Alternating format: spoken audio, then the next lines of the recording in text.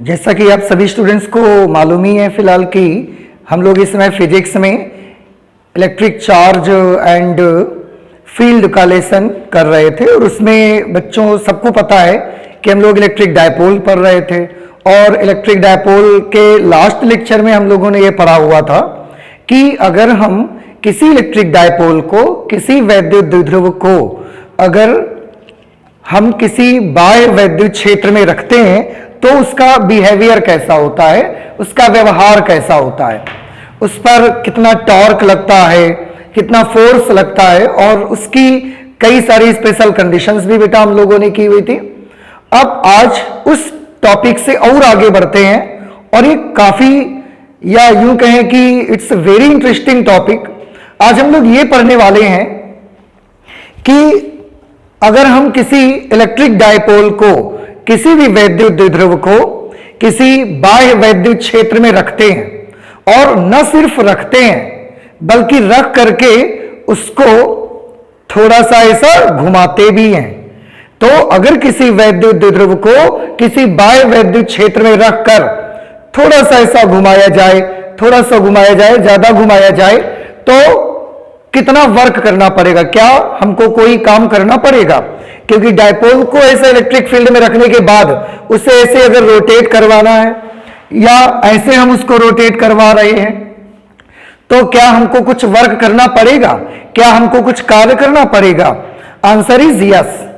अगर किसी वैद्युत द्विध्रुव को आप किसी बाह्य वैद्युत क्षेत्र में रखेंगे और फिर उसको घूर्णन गति करवाएंगे, उसको घुमाएंगे, आप उसको रोटेट करवाएंगे, देन हमको कुछ ना कुछ वर्क करना पड़ेगा।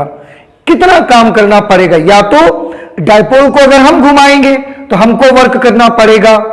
कुछ कंडीशंस बेटा ऐसी भी हो सकती हैं कि डायपोल को हम ना घुमाएं, वो अपने आप भी घूम सकता है। जैसे लास्ट जब टॉपिक हम लोग पढ़ रहे थे टॉर्क वाला टॉपिक, तो उसमें बेटा एक कंडीशन हमने देखी थी, अनस्टेबल इक्विलिब्रियम की कंडीशन, अस्थायी संतुलन की कंडीशन हमने देखी हुई थी कि अगर हम अस्थायी संतुलन की अवस्था से डायपोल को थोड़ा सा भी रोटेट करवा देते हैं तो वो डायपोल अपने आप, हम थोड़ा सा रोटेट करवाते हैं और वो डायपोल अपने आप पूरा रोटेट करके ऐसे आ जाता है।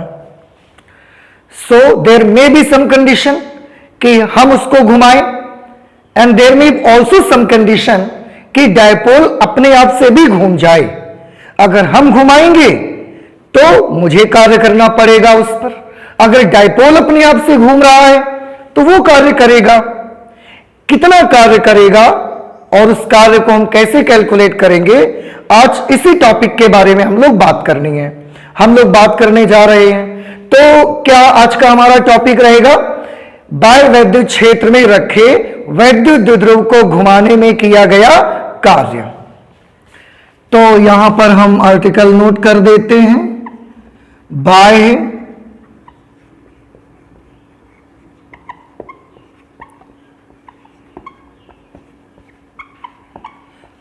वैद्युत क्षेत्र में रखे विद्युत द्विध्रुव को घुमाने में किया गया कार्य।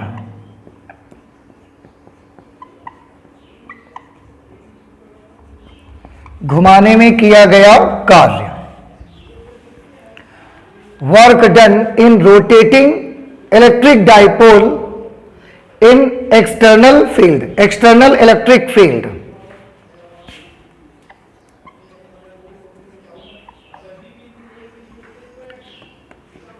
Work done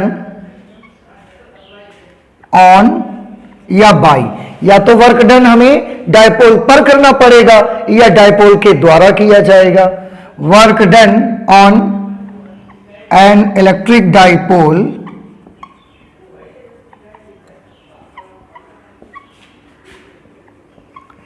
in rotating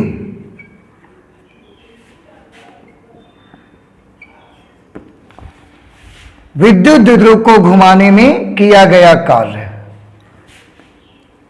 in an external electric field, किसी बाह्य विद्युत क्षेत्र में रखे विद्युत ध्रुव को घुमाने में किया गया कार्य। अब हमको क्योंकि इसका वर्क कैलकुलेट करना है, उसके लिए मैं एक काम करूंगा, उसका एक छोटा सा फिगर मैं ड्रॉ करूंगा, आप सभी लोग भी देखिए, क्योंकि एक समान विद्युत क्षेत्र मुझे लेना है, एक्सटर्नल इलेक्ट्रिक फील्ड। और ये इलेक्ट्रिक फील्ड कैसा होगा? ये इलेक्ट्रिक फील्ड होगा बेटा यूनिफॉर्म इलेक्ट्रिक फील्ड, एक समान विद्युत क्षेत्र। ये मैं एक समान विद्युत क्षेत्र यहां पर इलेक्ट्रिक फील्ड लाइंस के द्वारा शो कर रहा हूं। जैसा कि आप सभी स्टूडेंट्स को यह बात मालूम है कि एक समान विद्युत क्षेत्र को रिप्रेजेंट करने के लिए हम जो इलेक्ट्रिक फील्ड लाइंस का यूज करते हैं वो बराबर बराबर दूरी पर और एक ही डायरेक्शन पर होती हैं। तो ये हमने विद्युत क्षेत्र बनाया और मान लिया कि विद्युत क्षेत्र की तीव्रता E है, तो ये इलेक्ट्रिक फील्ड इंटेंसिटी है। अब इसके अंदर मुझे एक डाइपोल रखना है, डाइपोल रखना है, तो मैं उस डाइपोल को किसी भी कंडीशन पर रख लेता हूं। हमने माना कि मैं उस डाइपोल को हमने ऐसे रख लिया, इस तरह से रखा, जो इस समय विद्युत क्षेत्र के साथ में कुछ कोण बना रहा है। ये हमने इलेक्ट्रिक डाइपोल यहां पर रखा हुआ मान लिया। ये इलेक्ट्रिक डाइपोल का ए बिंदु है और ये पॉइंट बी। यहां पर चार्ज नेगेटिव या पॉजिटिव यहां पर मान लेते हैं, यहां पर चार्ज नेगेटिव मान लेते हैं। इलेक्ट्रिक डाइपोल में दो बराबर परंतु विपरीत आवेश होते हैं, negative and positive. This is the mid point M, और जो टोटल डिस्टेंस इसकी होगी, डाइपोल की जो टोटल लेंथ होती है वो आप सभी बच्चे जानते हैं कि डाइपोल की टोटल लेंथ 2L हम मानते रहे हैं। अच्छा, अब एक चीज और, डाइपोल में एक डाइपोल मोमेंट होता है, विद्युत द्विध्रुव आघूर्ण होता है। बेटा आप सभी लोग जानते हैं कि विद्युत द्विध्रुव के विद्युत द्विध्रुव आघूर्ण की दिशा हमेशा नेगेटिव चार्ज से पॉजिटिव चार्ज की ओर होती है। तो ये डायरेक्शन रहेगी डाइपोल मूवमेंट की डायरेक्शन, जिसे आप कैपिटल P से रिप्रेजेंट करते हैं, and it is a vector quantity. और हमने ये भी मान लिया कि जो ये द्विध्रुव है वो किसी क्षण विद्युत क्षेत्र के साथ थीटा कोण बनाता है। ओके, विद्युत द्विध्रुव किसी क्षण विद्युत क्षेत्र के साथ थीटा कोण बनाता है। आप चाहें तो इसके बारे में थोड़ी सी बातें नोट कर सकते हैं। माना विद्युत द्विध्रुव AB, देखें बेटा ये विद्युत द्विध्रुव AB हमने माना है कि माना विद्युत द्विध्रुव AB एक समान विद्युत क्षेत्र में एक समान विद्युत क्षेत्र में क्षेत्र के साथ थीटा कोण बनाते हुए रखा गया है। आप देख रहे हैं फिगर में, यहां पर यह भी मान लेते हैं कि माना विद्युत द्विध्रुव का विद्युत द्विध्रुव आघूर्ण, विद्युत द्विध्रुव का विद्युत द्विध्रुव आघूर्ण हमने P मान लिया। विद्युत क्षेत्र की तीव्रता, विद्युत क्षेत्र की तीव्रता हमने E मान ली, और बाकी सारी चीजें जो हैं जैसे कि 2L है, ये आप पहले से ही जानते हैं कि ये 2L डाइपोल की लेंथ है, M is the mid point, बाकी सारी चीजें आप सब जानते हैं। तो इस डाइपोल को जो कि अभी इस समय इलेक्ट्रिक फील्ड के साथ थीटा कोण बनाते हुए रखा हुआ है, सबसे पहले तो क्वेश्चन ये आता है कि आखिरकार ये जो डायपोल है बेटा यहां पर, वो इलेक्ट्रिक फील्ड के अंदर थीटा कोण बनाते हुए जो अभी डायपोल इतना घूमा हुआ, ये ऐसा घूमा हुआ जो विद्युत क्षेत्र के अंदर रखा हुआ है, तो ये कैसे आ गया यहां पर? सबसे पहले हमारा क्वेश्चन क्या है कि ये जो डायपोल इतना घुमा हुआ रखा है, ये यहां कैसे आ गया? तो बड़ी सिंपल सी चीज है कि इसको यहां रखने के लिए या इसको रखकर घुमाने के लिए हमने कुछ काम किया होगा। इस कंडीशन में डायपोल को लाने के लिए जरूर हमने कुछ ना कुछ वर्क किया होगा। कितना वर्क किया होगा हमने? फिर से क्वेश्चन आता है कि कितना वर्क किया होगा? ये इतना घुमा हुआ कैसे आया? जरूर हमने कुछ ना कुछ काम किया होगा। नेक्स्ट क्वेश्चन कि हमने कितना काम किया है। तो बेटा हमने कितना काम किया है, इस क्वेश्चन के जवाब में भी हमारा एक क्वेश्चन है। क्वेश्चन ये है कि पहले मुझे ये बताइए कि हमने वो काम करना कब शुरू किया था। फिर से ध्यान रखिए, क्वेश्चन हमारा क्या था कि इस कंडीशन में लाने के लिए हमने कितना काम किया। तो इस क्वेश्चन में भी क्वेश्चन उमड़ता है कि आखिरकार डायपोल को हम इस कंडीशन में लाए हैं, लेकिन हमने उसको इस कंडीशन में लाना स्टार्ट कब किया था। तो इसका जवाब हमको मिला। इसका जवाब यह है कि हम डायपोल को इलेक्ट्रिक फील्ड के अंदर इस कंडीशन में उस समय लाए थे, या उस स्थिति से लाना हमने स्टार्ट किया था जब डायपोल पर कोई भी उसके पहले फोर्स नहीं लग रहा था। डायपोल पर उससे पहले कोई भी टॉर्क, कोई भी बलयुग्मक आघूर्ण नहीं लग रहा था। अब फिर से एक बात आती है कि उस पर कोई फोर्स नहीं लग रहा था और उस पर कोई टॉर्क नहीं लग रहा था। तो ऐसी कौन सी कंडीशन है? क्या आप सभी स्टूडेंट्स को वो कंडीशन से याद है जब डायपोल पर ना तो कोई फोर्स लग रहा हो और ना ही तो कोई उस पर टॉर्क लग रहा हो? तो बेटा इससे पहले के लेक्चर्स में हमने पढ़ रखा है डायपोल की वायु विद्युत क्षेत्र के अंदर दो स्थितियां ऐसी होती हैं जब डायपोल पर ना तो कोई नेट फोर्स लगता है और डायपोल पर ना ही तो कोई नेट टॉर्क लगता है। उसमें से एक कंडीशन का नाम था स्टेबल इक्विलिब्रियम, स्थायी संतुलन की स्थिति, और दूसरी कंडीशन का नाम था अनस्टेबल इक्विलिब्रियम, अस्थायी संतुलन की अवस्था। इन दोनों ही कंडीशन में डायपोल पर ना ही तो कोई नेट फोर्स अप्लाई होता है और ना ही तो कोई उस पर नेट टॉर्क लगता है। तो हम उसको उस समय से घुमाना स्टार्ट किया जब उस पर ना तो कोई नेट फोर्स लग रहा था और ना ही तो कोई नेट टॉर्क लग रहा था। इट मींस हमने डायपोल को तब घुमाना प्रारंभ किया जब डायपोल या तो विद्युत क्षेत्र के अनुदिश था और या तो विद्युत क्षेत्र के विपरीत दिश था, क्योंकि इन दोनों अवस्थाओं में बेटा ना तो उस पर नेट बल लगता है, नेट बल भी जीरो होता है और उस पर नेट टॉर्क भी जीरो रहता है। ओके, अब मैं जब ऐसे रखूंगा, मैंने मान लिया ऐसे रखा है और ऐसे उसको घुमाऊंगा, तो ये जो मुझे वर्क करना पड़ रहा है, यहां तक अब हम पहुंच गए, इतनी बातें मुझे पता हो गई। तो ये वर्क हम कैलकुलेट कैसे करेंगे? ये जो वर्क मुझे करना पड़ रहा है इसका हम कैलकुलेशन कैसे करेंगे? It's very simple. ये एक रोटेशनल मोशन है।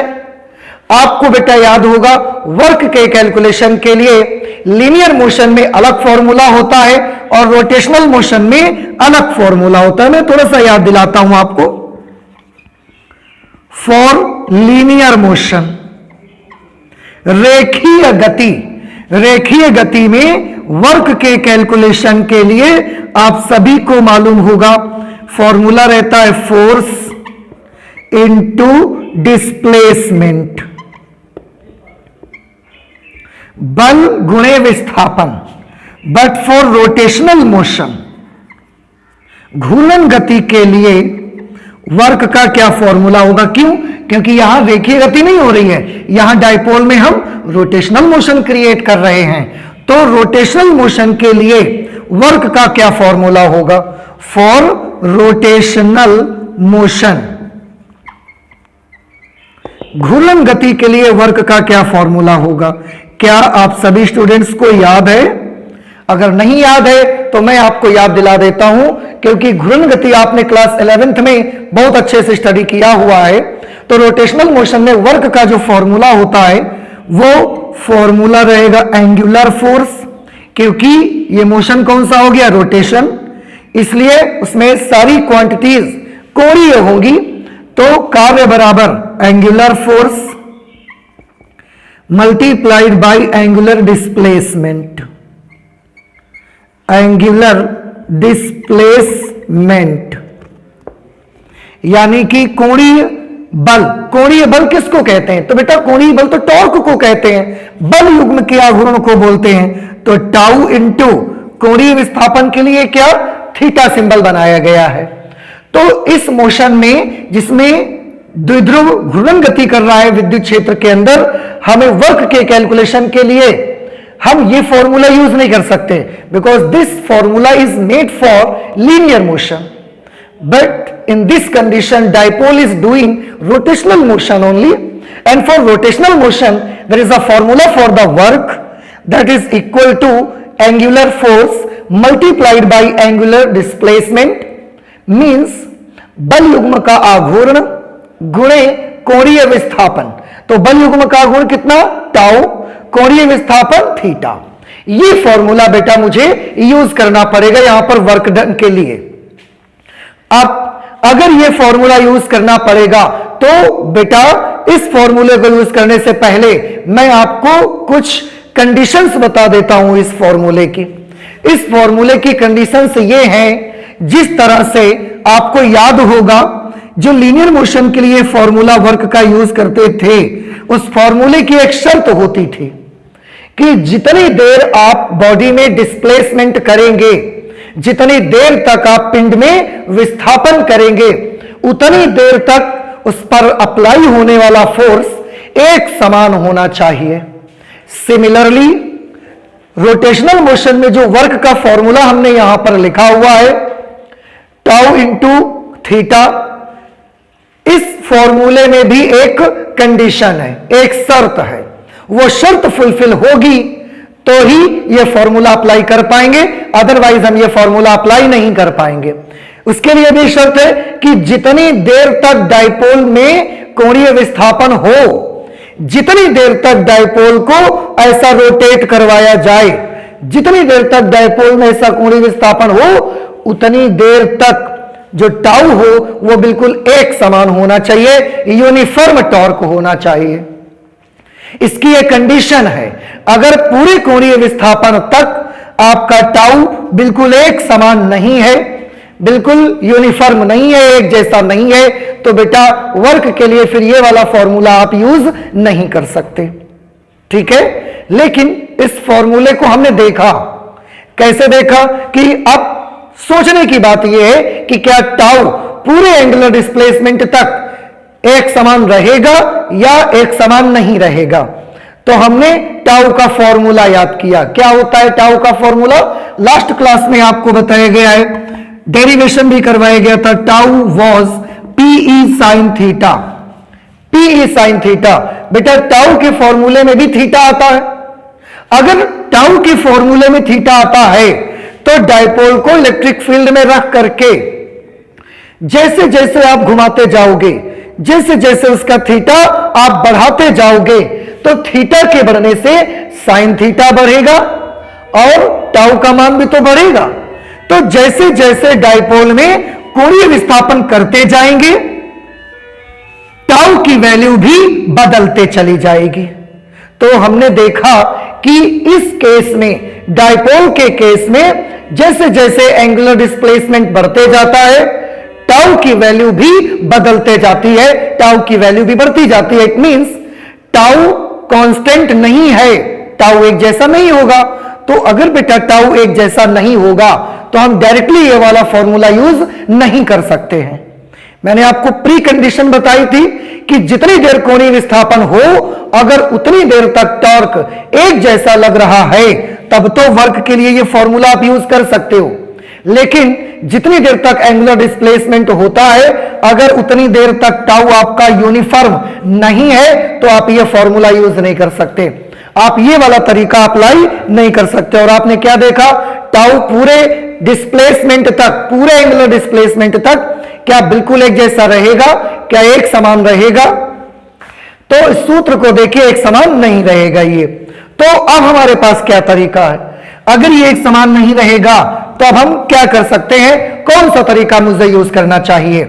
तो ऐसी सिचुएशन पे बेटा हमने लीनियर मोशन में भी यूज किया था और यहां पर भी मैं यूज कर सकता हूं कैलकुलस का मेथड। ध्यान रखिए, जब भी ऐसी सिचुएशन आती है सो हम यूज करते हैं कैलकुलस का मेथड। क्या है कैलकुलस का मेथड? ध्यान से सभी बच्चे देखेंगे। कैलकुलस का मेथड बेटा यह है कि ये जो डाइपोल है आपका, इसको इस कंडीशन में आपने रखा हुआ है, शुरू में ही मैंने बताया क्यों। इस कंडीशन में आपने रखा हुआ है और इतना घुमाना है इसको थीटा एंगल से। तो हम एक काम करते हैं कैलकुलस के मेथड में कि जो डाइपोल हमारे पास है उसको हम, ये जो पूरा डिस्प्लेसमेंट मुझे इतना करना है तो मैं एक साथ नहीं करता हूं, पहले मैं छोटा सा डिस्प्लेसमेंट करता हूं, छोटा सा डिस्प्लेसमेंट डी थीटा, उसके लिए वर्क कैलकुलेट कर लिया। फिर छोटा सा डिस्प्लेसमेंट डी थीटा, उसके लिए दूसरा वर्क कैलकुलेट कर लिया। फिर छोटा सा डिस्प्लेसमेंट डी थीटा, उसके लिए तीसरा वर्क कैलकुलेट कर लिया। ऐसा करते करते D theta d theta d theta d theta d theta और पूरा थीटा तक हम इसको ले जाएंगे। और जितने भी बेटा वर्क बनेंगे, पहला वर्क, दूसरा वर्क, तीसरा वर्क, एन वर्क्स, जितने भी वर्क यहां बनेंगे सबको हम ऐड कर देंगे, सबको हम जोड़ देंगे। और कैलकुलस में हमारे पास जोड़ने का मेथड क्या है? कैलकुलस में हमारे पास जोड़ने का मेथड है इंटीग्रेशन, समाकलन। तो क्या करना है बेटा, इस डाइपोल को थोड़ा थोड़ा डिस्प्लेस करना है। पहले छोटा सा डिस्प्लेसमेंट डी थीटा, पहला वर्क कैलकुलेट कर लेंगे, टाउ इंटू डी थीटा। फिर अगला डी थीटा, तो टाउ इंटू डी थीटा, फिर अगला डी थीटा, अगला डी थीटा, अगला डी थीटा, अगला डी थीटा, ऐसे करते करते पूरा यहां तक ले आएंगे। और जितने भी वर्क हमने कैलकुलेट किए सब वर्क्स को आपस में ऐड कर देंगे, सबका सम कर देंगे, सबको जोड़ देंगे। And in the calculus what is the method for the summation, what is the method for addition? So for addition in our calculus there is a method which is known as integration। हम उसको integrate कर देंगे और बड़ी आसानी से हमारा work निकल आएगा। सो दिस इज अवर प्लानिंग। अब हम इस प्लानिंग को यूज करना शुरू करते हैं। तो सबसे पहले मैं ये निकालता हूं कि वैद्युत द्विध्रुव को अनंत सूक्ष्म कोणीय विस्थापन डी थीटा विस्थापित करने में किया गया कार्य।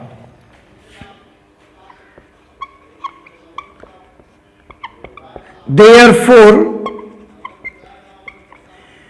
विद्युत द्विध्रुव को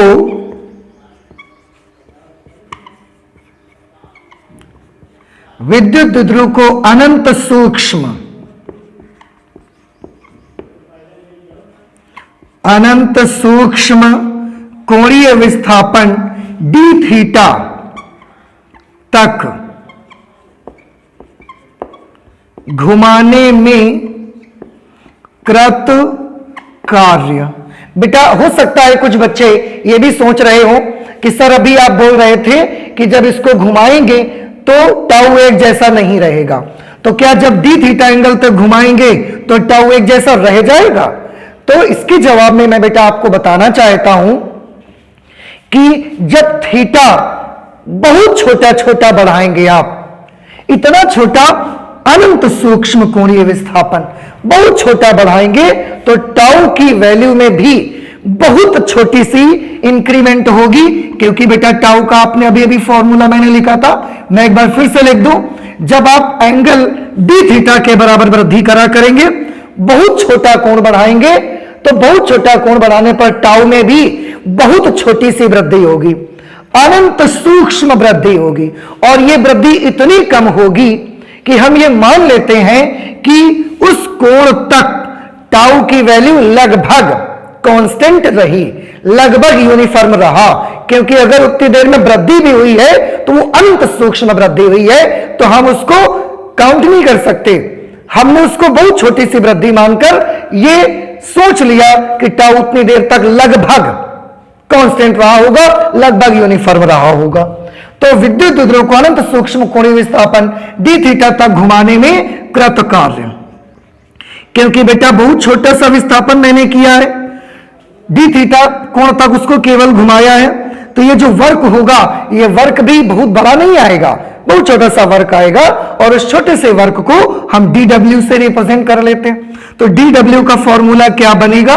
dw का फॉर्मूला बनेगा tau into d theta. Let this is equation number 1। तो विद्युत द्विध्रुव को अनंत सूक्ष्म कोणीय विस्थापन डी थीटा तक घुमाने में कृत कार्य dw is equal to tau into d theta. अब क्योंकि मुझे एक जनरल फॉर्मूला बनाना है कि जब भी मैं विद्युत क्षेत्र के अंदर डायपोल को रखकर आज के बाद जब भी कभी इसको मैं रोटेट करूं तो मैं उसको किसी भी एंगल से स्टार्ट करूं और किसी भी एंगल तक ले जाऊं, किसी भी एंगल से स्टार्ट करूं और किसी भी एंगल तक मैं ले जाऊं तो किया गया कार्य मुझे मिल जाए। So I want to find out general formula for the work done. इसलिए यहां पर मैं एक काम कर लेता हूं, मान लेता हूं कि डाइपोल को विद्युत क्षेत्र के साथ θ1 कोण से हमने घुमाना स्टार्ट किया। जिस समय डाइपोल अपनी कंडीशन में था, शुरू में θ1 कंडीशन में था और हमने जब घुमाना शुरू किया तो लास्ट में उसको कितना घुमाया? θ2 एंगल तक हमने उसको घुमाया। तो यहां पर लिख देते हैं, इसलिए द्विध्रुव को θ1 कोण से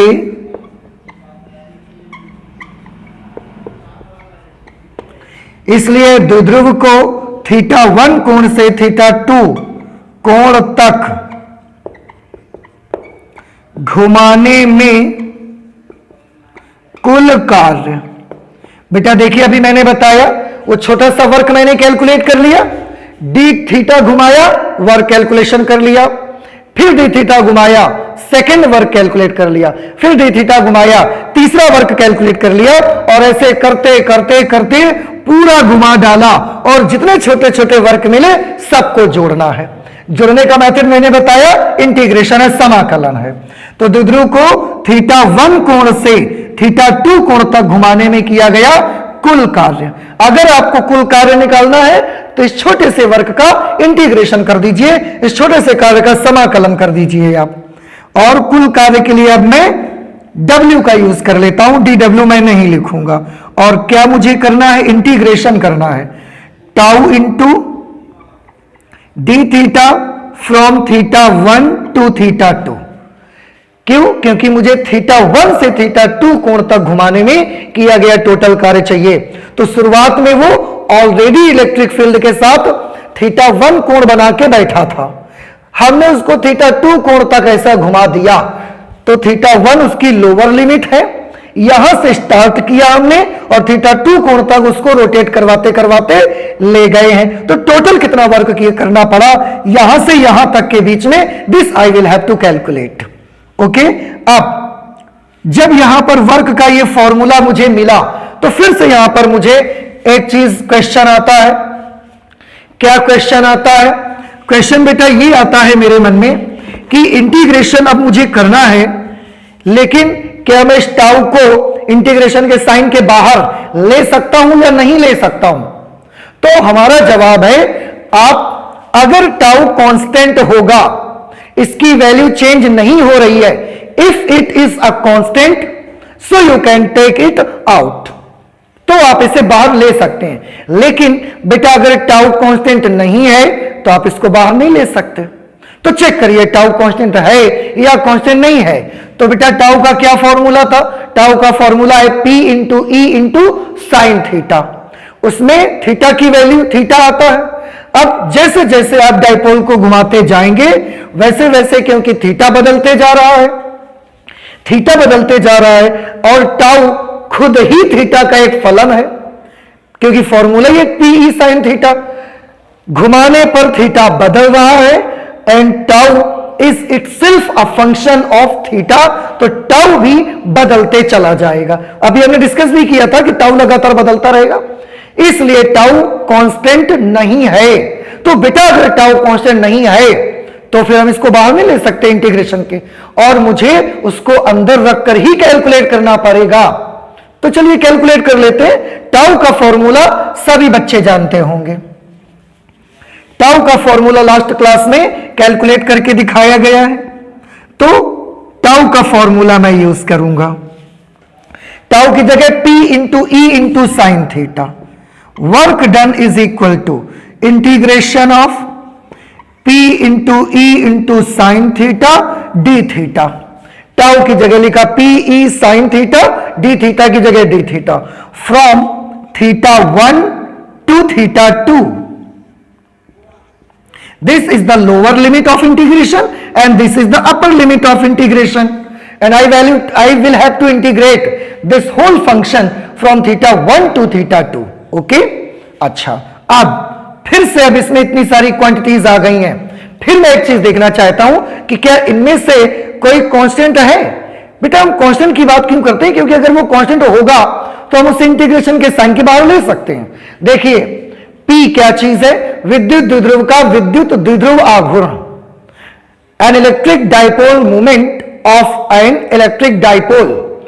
ये एक कांस्टेंट क्वांटिटी है। क्यों? क्योंकि इसके फॉर्मूले में थीटा नहीं आता। याद करिए थोड़ा सा, इसका फॉर्मूला 2q इंटू एल होता है, इसके फॉर्मूले में कहीं भी थीटा नहीं आता। अगर बेटा इसके फॉर्मूले में कहीं भी थीटा नहीं आता तो ये कांस्टेंट हो गया, क्योंकि यहां बदल तो थीटा रहा है, ना तो q बदल रहा है ना 2l बदल रहा है, इसलिए p कांस्टेंट है। ठीक, e कांस्टेंट है कि नहीं है? मैंने यहां पर यूनिफॉर्म इलेक्ट्रिक फील्ड माना हुआ है, एक समान विद्युत क्षेत्र माना है, जिसकी वैल्यू भी चेंज नहीं कर रहे हैं, बदल नहीं रही है। इस मींस कि जो P है और जो E है ये दोनों यहां पर बेटा कांस्टेंट हैं, और अगर ये कांस्टेंट हैं तो हम इनको बेशक बाहर निकाल सकते हैं, और हम इनको बाहर निकाल लेते हैं। Integration of sine theta d theta from theta 1 to theta 2, ये W का मान आया। अब इसमें इंटीग्रेशन मुझको करना है। इंटीग्रेशन शायद सभी बच्चे जानते होंगे, मैं बता देता हूं यहां पर फॉर्मूला लिख करके कि साइन थीटा का जो इंटीग्रेशन होता है वो होता है माइनस कॉस थीटा प्लस सी। ये साइन थीटा का इंटीग्रेशन होता है, ये इनडेफिनिट इंटीग्रेशन है, इसलिए मुझे कांस्टेंट लगाना पड़ता है। जब ये डेफिनिट इंटीग्रेशन होगा तो मुझे कांस्टेंट नहीं लगाना पड़ेगा। कांस्टेंट क्यों लगाना पड़ता है, इसके बहुत सारे रीजंस मैथमेटिक्स में हम देखेंगे।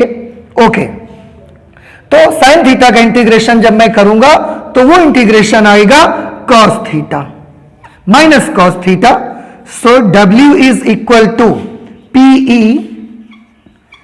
P इंटू E, और साइन थीटा का इंटीग्रेशन होगा माइनस कॉस थीटा।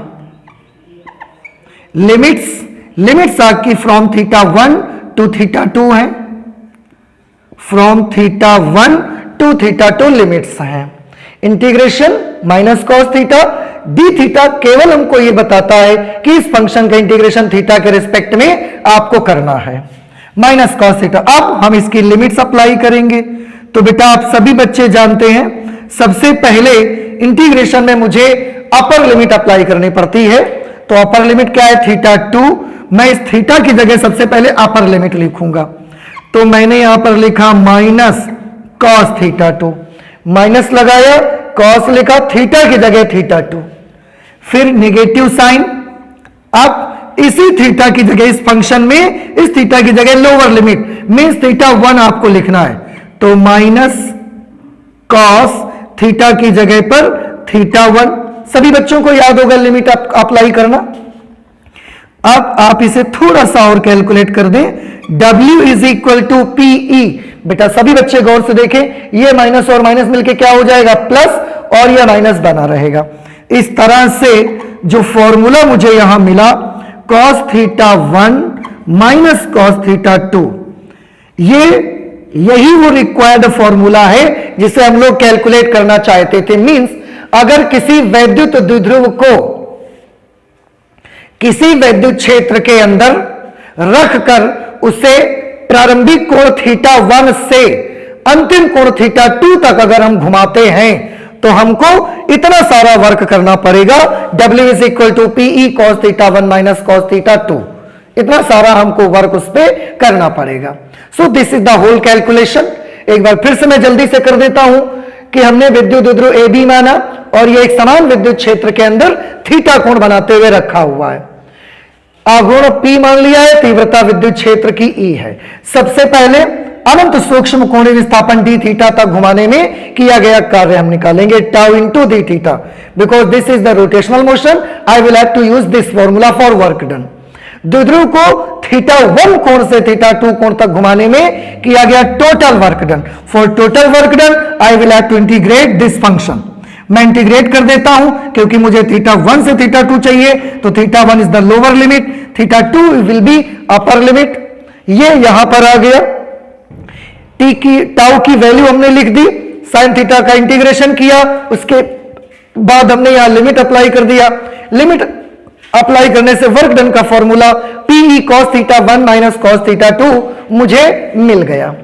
तो ये फॉर्मूला है बाह्य वैद्युत क्षेत्र में रखे विद्युत द्विध्रुव को घुमाने में किया गया कार्य का formula. This is a very famous formula. अब इसमें बेटा मैं कुछ कंडीशंस आपको दिखाना चाहता हूं, आप उन कंडीशंस को भी देख लीजिए। मैं इसे इरेज कर देता हूं ताकि मैं आपको वो स्पेशल कंडीशंस भी इसकी दिखा सकूं जो कि बहुत इंपॉर्टेंट है और एक्चुअल नॉलेज आपको उन कंडीशंस को देखने पर ही मिलेगा। तो देखते हैं क्या कंडीशन है आखिरकार।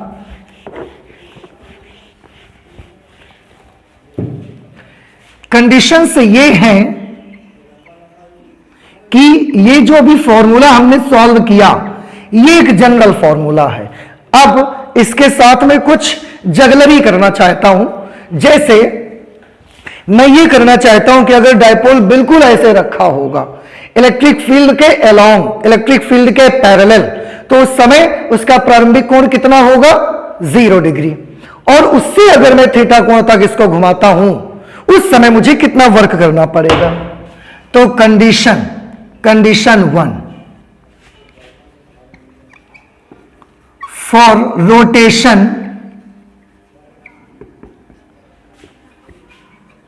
For rotation from 0 degree to theta degree, 0 degree से थीटा डिग्री तक के रोटेशन में हमको कितना वर्क करना पड़ेगा। अगर बेटा 0 डिग्री से, अभी मैंने यहां पर कहां से कहां घुमाया है, θ1 से θ2, यहां मैं कहां से कहां घुमा रहा हूं 0 डिग्री टू थीटा डिग्री। तो ये क्या हो गया, ये θ1 हो गया और ये क्या हो गया θ2। अब आप उस फॉर्मूले पे रख दीजिए, आपको पता लग जाएगा। Then how much work I will have to do, work done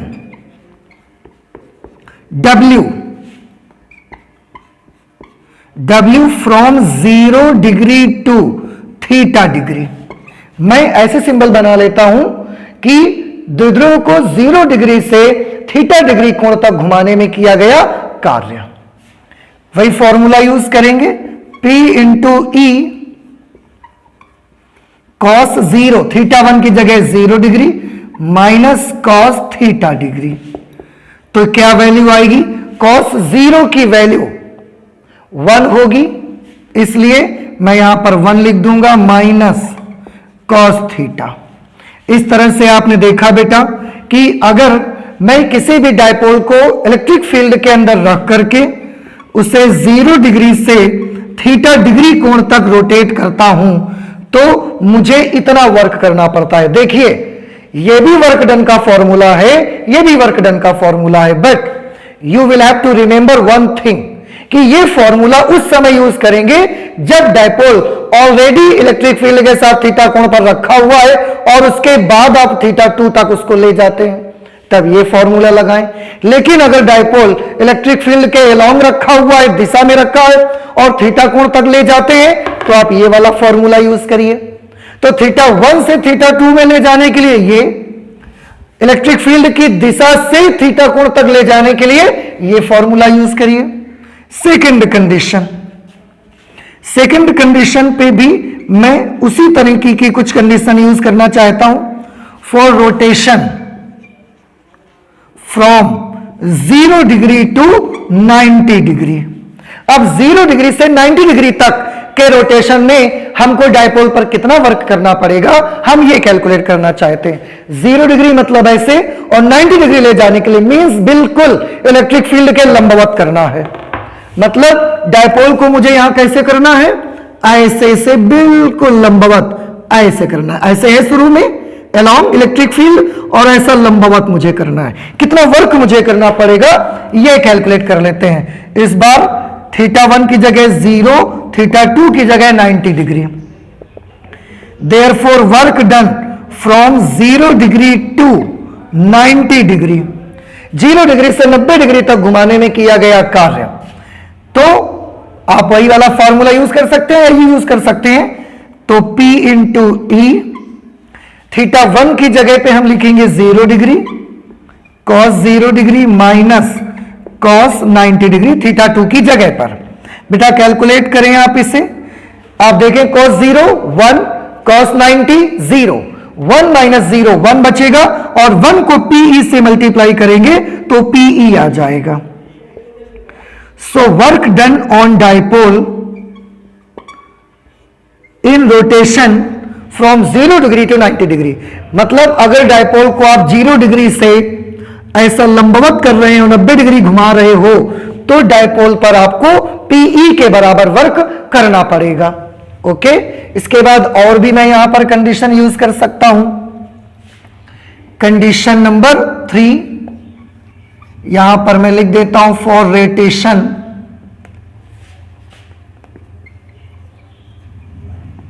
for rotation from 0 degree to 180 degree. 0 degree से 180 डिग्री तक ले जाने में डायपोल पर हमको कितना वर्क करना पड़ेगा, अब ये हमको कैलकुलेशन करनी है। देखिए फिर से वही फॉर्मूला, वर्क डन 0 डिग्री से 180 डिग्री तक रोटेट करने में, मैं वही सीधे वैल्यू लिख देता हूं, अब आप समझ रहे होंगे कैलकुलेशन। थीटा 1 की जगह 0 माइनस थीटा 2 की जगह 180, तो बेटा PE cos 0 की वैल्यू 1 माइनस cos 180 की वैल्यू, cos 180 डिग्री की वैल्यू सभी स्टूडेंट्स जानते होंगे कितनी होती है, -1। ओके, तो बेटा जब यहां पर मैं -1 लिखूंगा तो ये माइनस और उस -1 का माइनस दोनों मिलकर के प्लस हो जाएंगे, तो +1 आ जाएगा। अब जब आप इसे कैलकुलेट करेंगे तो work done from 0 degree to 180 degree is equal to 2 into PE। इतना वर्क डन आपको करना पड़ेगा, और ये वाली बात हमको समझ में भी आती है काफी आसानी से। कैसे, सभी गौर से देखें। जब डायपोल ऐसे था, इस कंडीशन से 90 डिग्री तक लाने में हमको कितना वर्क करना पड़ा था, PE। अब यहां से और 90 डिग्री ले जाने में, मतलब 180 डिग्री ले जाने में मुझे 2PE वर्क करना पड़ेगा। यहां से टोटल 180 तक लाने में 2PE। तो ये बात समझ में भी आती है कि पहले 90 घुमाया PE, अगला एक 90 और घुमा दिया तो फिर PE, तो कितना टोटल वर्क डन हो गया, 2PE। एक कंडीशन और यहां पर करेंगे हम, कंडीशन नंबर 4।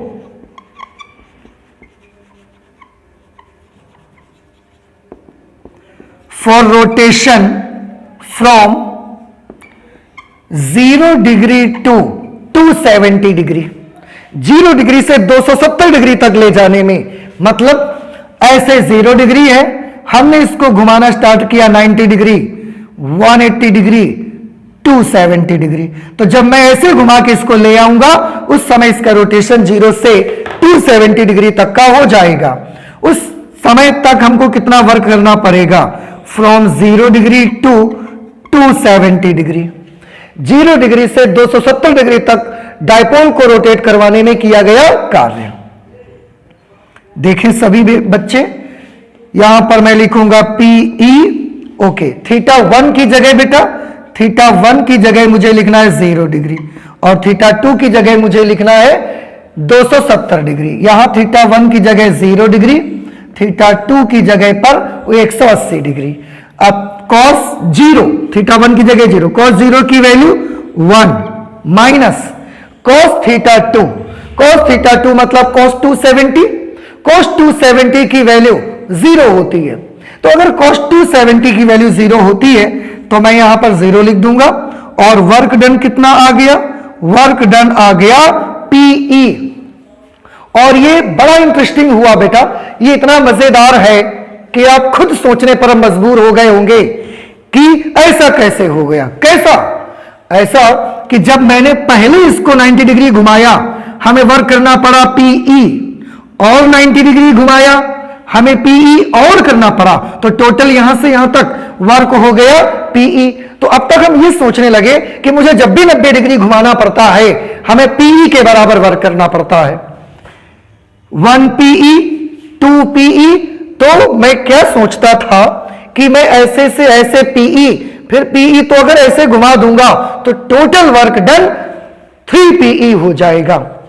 देखिए क्या यह टोटल वर्क डन 3 पीई हुआ? नहीं हुआ। यह चीज काफी स्ट्रेंज है और यह कंडीशन बहुत सारे बच्चों को थोड़ा सा परेशान करती है, लेकिन कोई परेशानी की बात नहीं है। मैं आपको बताता हूं ऐसा कैसे हो गया है। सभी बच्चे थोड़ा गौर से देखें, अगर उन्होंने टॉर्क की सारी कंडीशंस पढ़ी हैं, लास्ट क्लासेस में टाउ की कुछ स्पेशल कंडीशंस बताई गई थी, उनको ध्यान में रखते हुए देखिए। ऐसे डाइपोल था, स्थायी साम्यावस्था, स्टेबल इक्विलिब्रियम, 90 डिग्री घुमाया, पी मुझे कार्य करना पड़ा, फिर और घुमा दिया 180 हो गया, 2 पीई कार्य हो गया। और जब 180 डिग्री तक मैंने इसको घुमा दिया उस समय ये ऐसा हुआ और ये अस्थायी साम्यावस्था थी। याद करें बेटा थोड़ा सा, ये अनस्टेबल इक्विलिब्रियम है। अनस्टेबल इक्विलिब्रियम के बाद फिर से मैं 90 डिग्री ऐसा घुमाता हूं इसको। बेटा याद करें कि जब अनस्टेबल इक्विलिब्रियम से डायपोल को थोड़ा सा भी हम विस्थापित करते हैं, डायपोल को थोड़ा सा भी डिस्टर्ब करते हैं, उसके बाद डायपोल अपने आप घूमना शुरू कर देता है। उसके बाद डायपोल को हमें घुमाना नहीं पड़ता। अगर हमें घुमाना नहीं पड़ता, डायपोल अपने आप घूमना शुरू कर देता है, तो 0 से 180 तक हमें घुमाना पड़ा, हमें वर्क करना पड़ा, इसलिए वर्क 2 पीई तक गया। लेकिन 180 डिग्री के बाद जैसे ही थोड़ा सा हमने इसको ऐसे घुमाया, डायपोल पर टॉर्क लगा और अपने आप से वो घूमना शुरू कर दिया। अब हमें इस पर कोई भी वर्क नहीं करना पड़ रहा, मतलब उसने खुद वर्क हमको करके दिया। कितना वर्क उसने किया?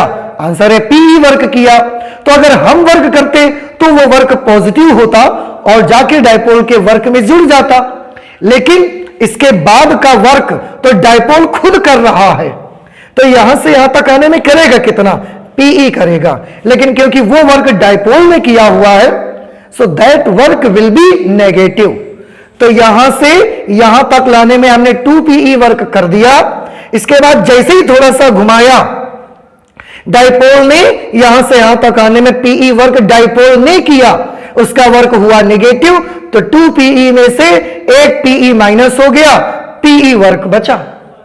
ये है स्पेशल कंडीशन, ये है इस आर्टिकल की खास बात कि बच्चे इसको देखकर बहुत कंफ्यूजन में आ जाते हैं, बट कोई कंफ्यूजन नहीं है। दिस इज वेरी इजी, क्योंकि 180 डिग्री के बाद dipole will be in the condition of unstable equilibrium, and in the condition of unstable equilibrium अगर हम उसको थोड़ा सा भी घुमा देते हैं तो डायपोल पर फिर वर्क हमको नहीं करना पड़ता, डायपोल अपने आप काम करके घूम जाता है। इसलिए वो वर्क 2 पीई में से 1 पीई माइनस हो गया और केवल यहां तक लाने में पीई वर्क बचा। अब अगर मैं इसको और ऐसा घुमा देता हूं, 0 डिग्री से 360 डिग्री कर देता हूं, तो cos 0 की वैल्यू 1, cos 360 की value 1, then 1 minus 1 will become 0 और वर्क कितना हो जाएगा? 0। अब आप समझ गए क्यों हो गया 0? क्योंकि यहां से यहां तक हमें करना पड़ा प्लस 2pe, यहां से यहां तक खुद डायपोल ने किया -2pe। अब प्लस 2pe और -2pe ये दोनों मिलकर आपस में 0 हो गए। तो इससे एक बात हमको और पता चली कि किसी भी इलेक्ट्रिक डायपोल को इलेक्ट्रिक फील्ड के अंदर पूरा एक चक्कर घुमाने में किया गया कार्य शून्य होता है। किसी भी विद्युत द्विध्रुव को एक समान विद्युत क्षेत्र के अंदर पूरा एक चक्कर घुमाने में किया गया कार्य शून्य होता है। यह भी सभी बच्चे लिख लेंगे अपना, कि किसी भी विद्युत द्विध्रुव को किसी एक समान विद्युत क्षेत्र के अंदर पूरा एक चक्कर घुमाने में किया गया कुल कार्य शून्य होता है। So this was the some conditions. आप चाहें तो फिफ्थ कंडीशन भी बना सकते हैं, और मैं तो चाहूंगा कि आप बनाएं। फिफ्थ कंडीशन में for rotation from 0 degree to 360 degree, W0 to 360 PE cos 0 minus cos 360, वो वर्क डन आपका 0 हो जाएगा। और उसके बाद वो नोटिशिएबल पॉइंट लिखेंगे कि किसी एक समान विद्युत क्षेत्र के अंदर किसी वैद्युत द्विध्रुव को पूरा एक चक्कर घुमाने में किया गया नेट कार्य शून्य होता है। सभी बच्चे याद रखें। तो ये हमारा बेटा आज का टॉपिक था, हमारा आज का आर्टिकल था, जिसमें हमने देखा, हमने सीखा कि अगर किसी भी इलेक्ट्रिक डायपोल को किसी एक समान वैद्युत क्षेत्र के अंदर हम रखते हैं, और न सिर्फ रखते हैं बल्कि उसको एक निश्चित कंडीशन से घुमाते भी हैं, तो हमें उस पर कितना वर्क करना पड़ेगा या डायपोल कितना वर्क करेगा, अलग अलग तरह की उसकी बहुत सारी कंडीशंस। तो आज हम अपने इस लेक्चर पे इतना ही रखेंगे। आगे और भी बहुत इंटरेस्टिंग चीज पढ़ने वाले हैं। नेक्स्ट टाइम बेटा हम एक इतनी अच्छी बात पढ़ेंगे, आप बिल्कुल मिस मत करिएगा उस लेक्चर को। हम पढ़ेंगे कि वैद्युत क्षेत्र में जो डायपोल रखते हैं उसके पास टोटल एनर्जी कितनी होती है, टोटल ऊर्जा उसके पास कितनी होती है, ये हमको कैलकुलेट करना है। इसके बारे में हम पढ़ेंगे। तो चलते हैं, फिर मिलते हैं नेक्स्ट लेक्चर पे। Okay, thank you.